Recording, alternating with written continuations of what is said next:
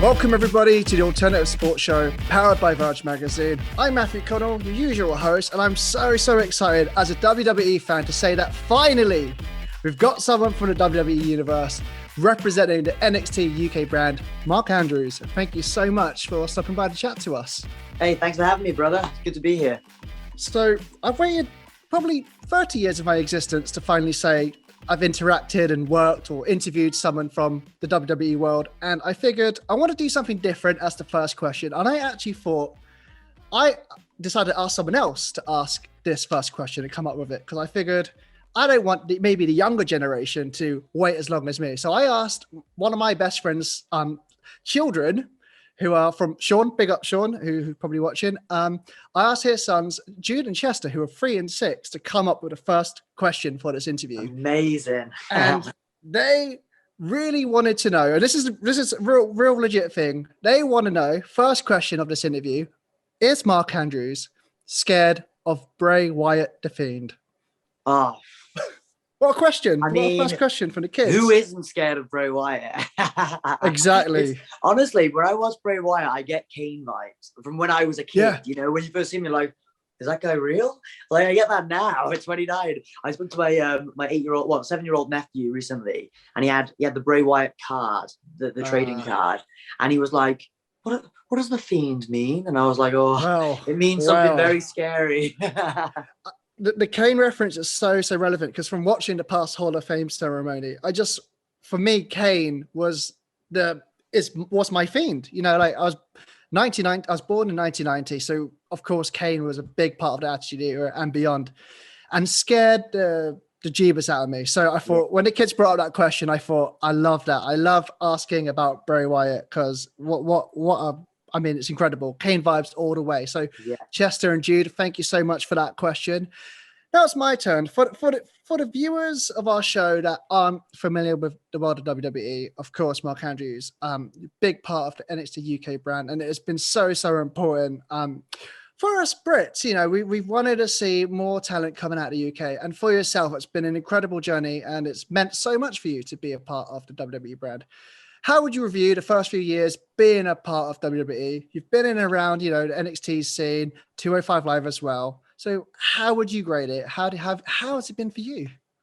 Oh, it's been incredible. It's there's something that you can only experience within WWE, you know, because as I said, I've been wrestling now for 16 years almost, I think, or just over that.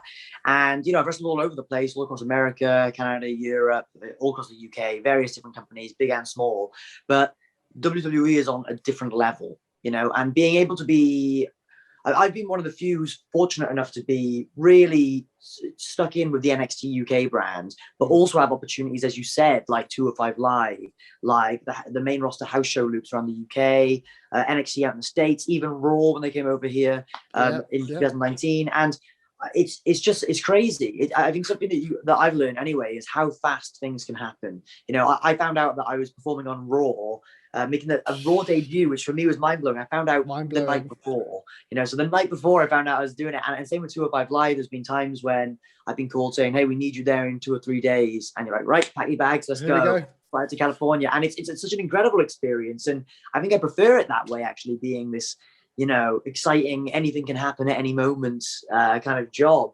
And it's just, it's been incredible to be able to work alongside my heroes that I had when I was a kid, you know, guys like Shawn Michaels and Triple H, to be backstage, you know, on the same roster at times as guys like Jeff Hardy and Rey Mysterio, you know, but to also be doing this alongside all the people who I came up in the business with in the UK, all my friends like Eddie Dennis, Flash Morgan Webster, Wild Boar, Pete Dunne.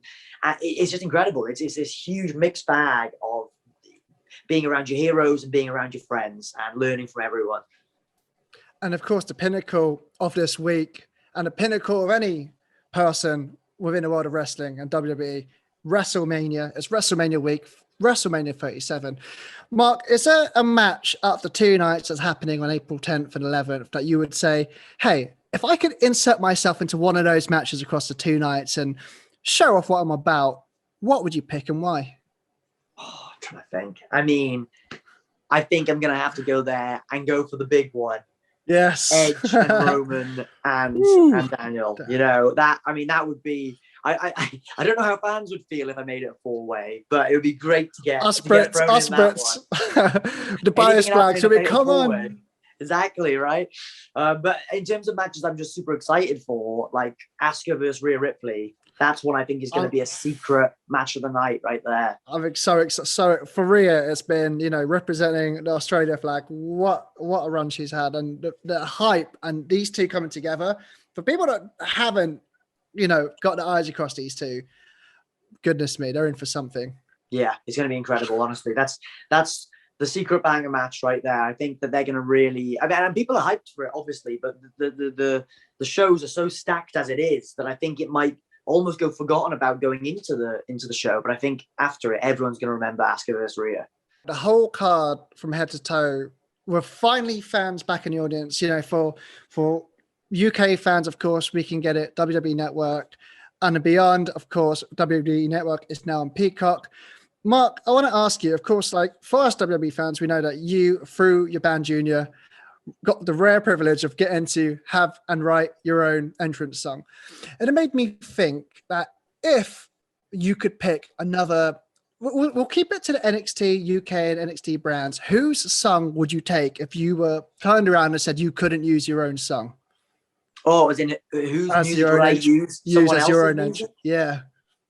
Entrance of a current superstar. Do you know who's got the best music in NXT UK? Maybe even better than mine, if I say so myself. Trent Seven has got incredible music. Hasn't he just? Amazing. Everybody gets it stuck in their head backstage at NXT UK. And for the rest of the weekend, everyone's just singing his music. You know who? I'll say who I recently got really into as a theme song. There was a few other songs. I love the Grizzled Young Vets theme song. A bit, you know, being a fellow, you know, rock pop punk fan, I thought, you know, bit of the heavy guitars, loving that.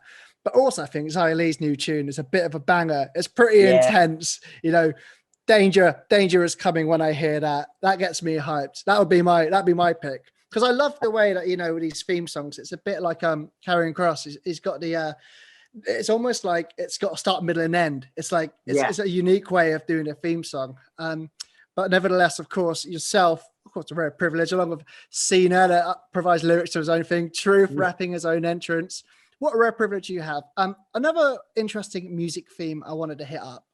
Of course, one of the big matches that's happening on the WrestleMania card, Miz, Morrison versus Bad Bunny and Damian Priest. Amazing to see more musicians coming through and a superstar like Bad Bunny representing the WWE brand. But if you, Mark Andrews, could pick a musician to tear it up with in the ring on a WrestleMania level feud, who would you pick out? I'm trying to think right now. I was trying to think. I was trying to all the musicians, but I mean, how cool would it be to be in the ring, preferably tagging with, but even if it was against Corey Taylor from Slipknot, you know, he'd come out with a mask. He looked like the Fiend as well, you know. Yeah, he'd be pretty badass in the ring, I think. And you know, he's a massive fan of WWE as well. So who better for someone that would come over to the learning tree, you know, put in a few reps in the performance center, and then he'll come up and put on a show with you. That would be, I don't know how Flash Morgan Webster would say about that. Who knows? Make it a 6-man, you know, Corey Taylor. How could you say no to? And just as we bring it to an end, Mark, just how important has the WWE UK Performance Center been for the growth of this business now going forward, especially for the Brit scene? It's we've seen the impact it's done out in Tampa, and it's given us so many incredible superstars. From your perspective, just how important to you so has it been? Incredibly important for British wrestling as a whole. You know, it's the first time that the UK scene has had something like this with NXT UK. It's the platform which I think this country deserves because of the talent we have over here. Honestly, it's essentially everything that I think we've been working towards for 10 plus years of the scene building, and now we actually have this huge platform and association as well within WWE. And I'm going to go out there and say, I think in ring, match quality wise, I think that NXT UK is the strongest wrestling brand within the company. Is. I cannot disagree. The level of competition and the talent that, you know, for our lovely little island, it's been a long time. But now on a bigger scale, we get to show that off, and of course on the WWE Network and Peacock and beyond. Mark Andrews, thank you so much for taking the time during this busy WrestleMania week to chat to us. And yeah, thank you so much for your time. Thanks for chatting with me, buddy. It's been a pleasure.